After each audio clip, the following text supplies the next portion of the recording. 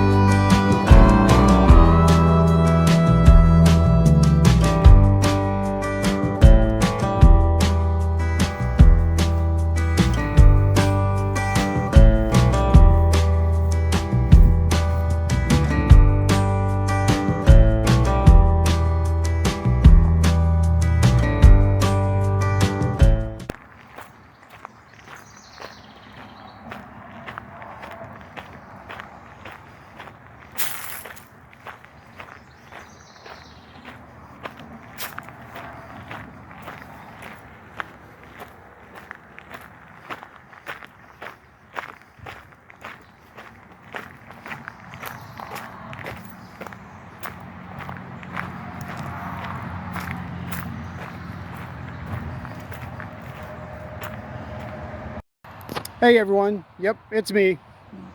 Don't got my angles right, sorry about that. It's been a while since I've been able to even do anything related to YouTube lately. But here I am. It is a nice day. It is almost the end of June.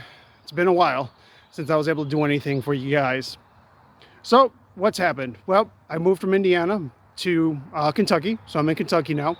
My brother Mike, who is also my writing partner and my my videographer, who ain't with me today, he moved out here as well. So me and Mike are both out here. It's been a long time since we've been able to get around to do anything. It's been very, very busy trying to get back in the swing of things. There is a lot of parks out here, and from what I understand, there is a lot of Bureau of Land Management areas out here, and several of which are free to camp on up to 14 days. So hopefully, if my schedule with my job will hold and I can continue to have my weekends off, maybe I might be able to make it up to you guys for all the times that we missed, at least about a year since we've actually done anything. But stick around. Hopefully, in the next couple weeks, I'm going to be able to start getting some more material out there for you. Also working on another program. We're trying to the house that I'm putting back together, that I'm kind of refurbishing or remodeling, whichever way you want to look at it. That's been taking a lot of time and effort, and I've been trying to record bits and pieces of that too, so that I can actually go ahead and present that to you guys in a format that might be entertaining as well. But as I said earlier, one of the things I mentioned about when we went to Potato Creek in Indiana, or we went to the Mound State Park, or any of the other parks out in Indiana that were actually related to the Indians, at least the Indians of Indiana, you see that a lot of the stuff is related.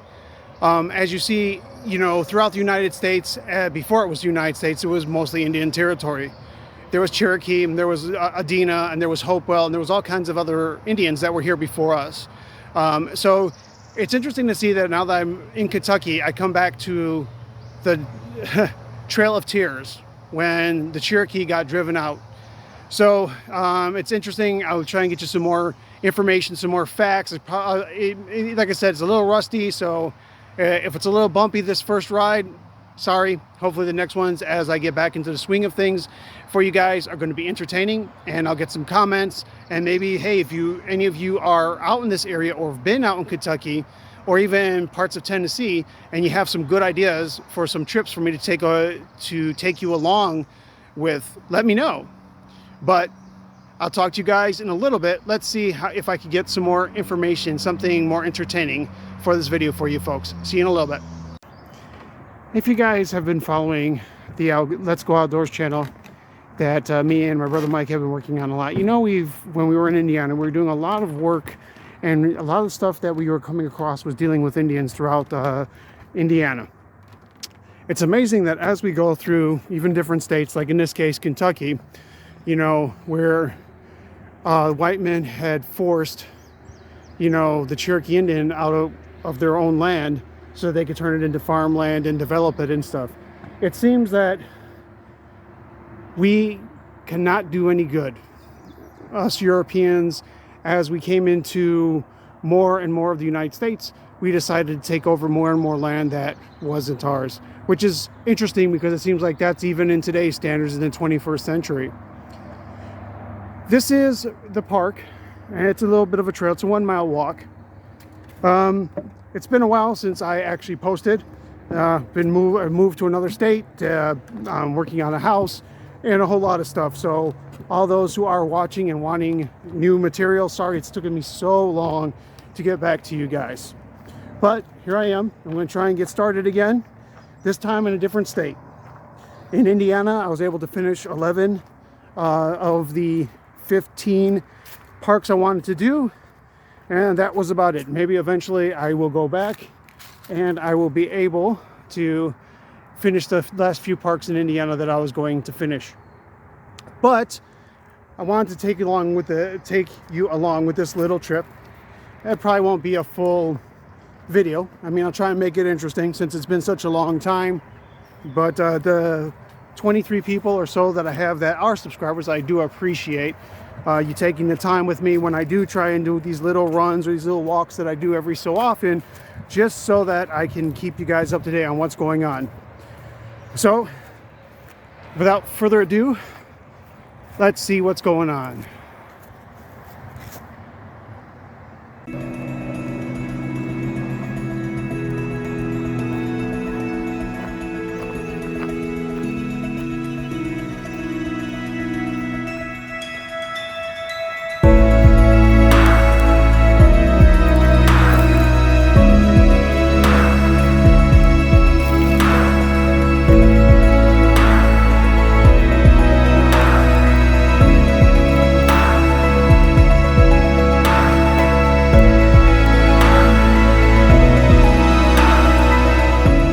The Heritage Center that was part of the dedication and part of the remainders of the Cherokee Indians and some of the other Indian tribes that were in the area back in the day before they were all forced out. And that's where the Trail of Tears story starts. The trail goes on,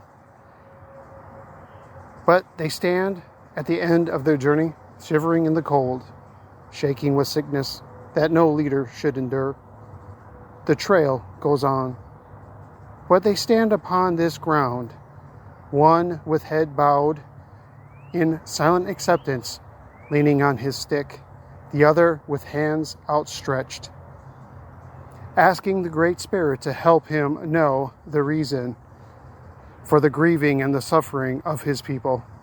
The women and children cry in their camp by the river, stung by the frost, aching from the lack of food.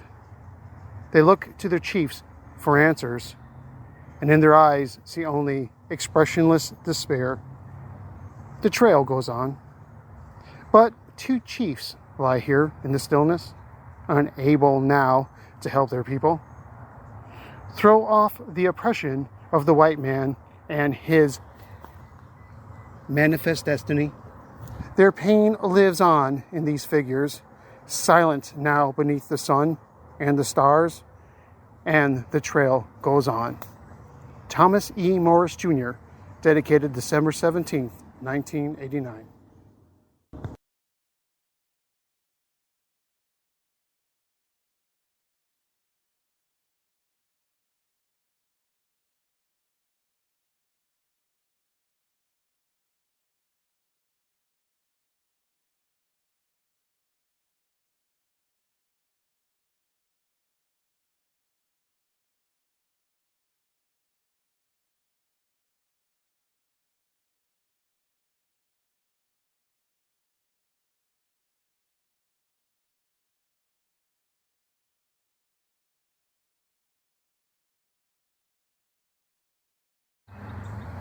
Whitepath and Flysmith. Chief Whitepath served with Chief John Ross on the 6-person management committee for Cherokee removal and substance, arranging for ration stops along the Trail of Tears. Cherokee Memorial Park in Hopkinsville, Kentucky was one of the sites. The first party to arrive in Hopkinsville was led by Elijah Hicks and included Chief Whitepath, the famous Cherokee war chief, and Fly Smith, a Cherokee clan leader.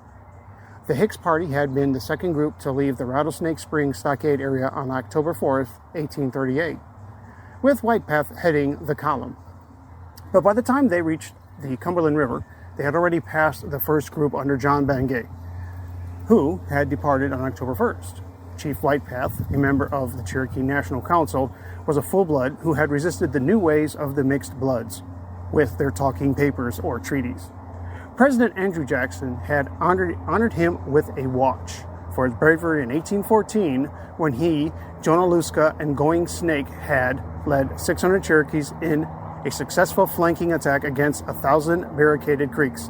As a result, General Jackson recorded a great victory in the Shawnee Creek War at the Battle of Horseshoe Bend. Both Fly Smith and the 75-year-old Whitepath had been seriously ill since their group had left Nashville, and they arrived in Hopkinsville on an army wagon. Within several hours, they expired and were buried near the Cherokee camp on Little River. As late as the 1930s, many unidentified limestone markers indicated the final resting place of Cherokees from many groups who passed through during the 1838 to 39 winter. Only 4 markers remain today, including those of Whitepath and Fly Smith.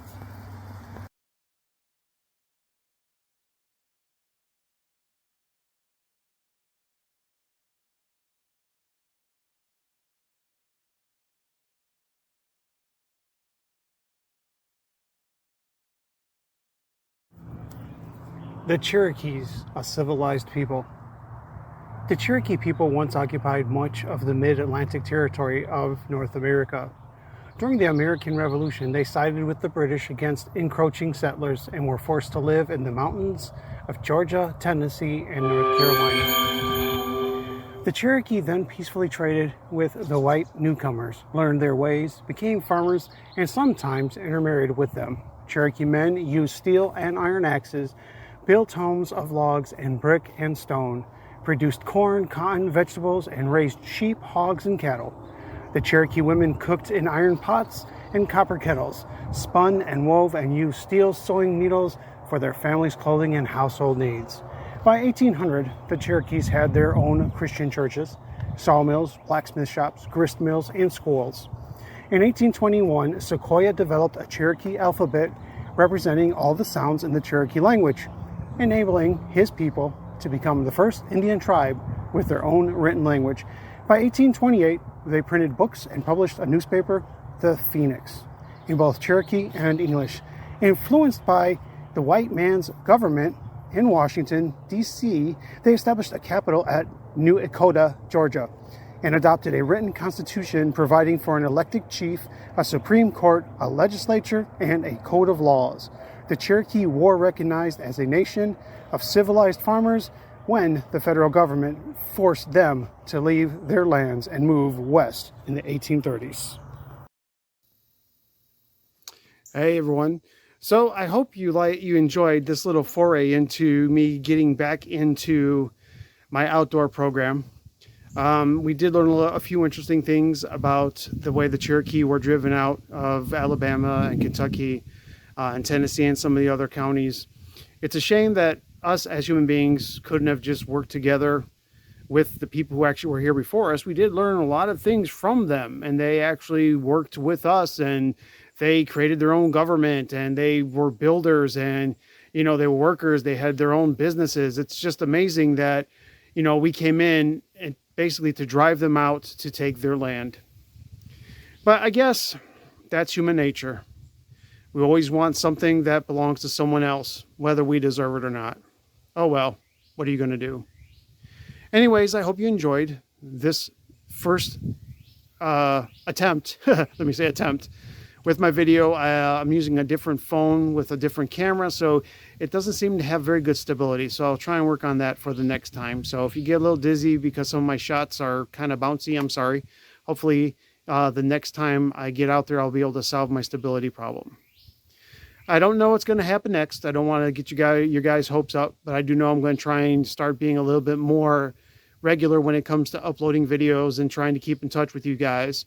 As I mentioned earlier at the beginning of the program, if you have any ideas here in Kentucky or Tennessee or any other states that are nearby that have really good like hiking or camping or just adventures that you would like me to record and bring to you, that would be really cool. Just leave a comment and let me know, and I'll give you a shout out if I do it, and we could go on it together. But hopefully everything is going to be good for you guys. Summer's here. Stay safe, stay cool, stay hydrated.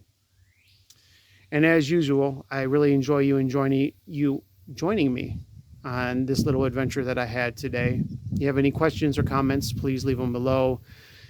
If you do like what I do and you'd like to support what I do for a living, which I would love to do as a full-time job, please visit newimagestore.com and check out my merchandise. It's all outdoor worthy, durable, high quality gear, and I'd really appreciate you check it out. As always, thank you for joining me. Love you all. Stay safe, and I hope to see you in the next campground of America. Love you all. Have a good day.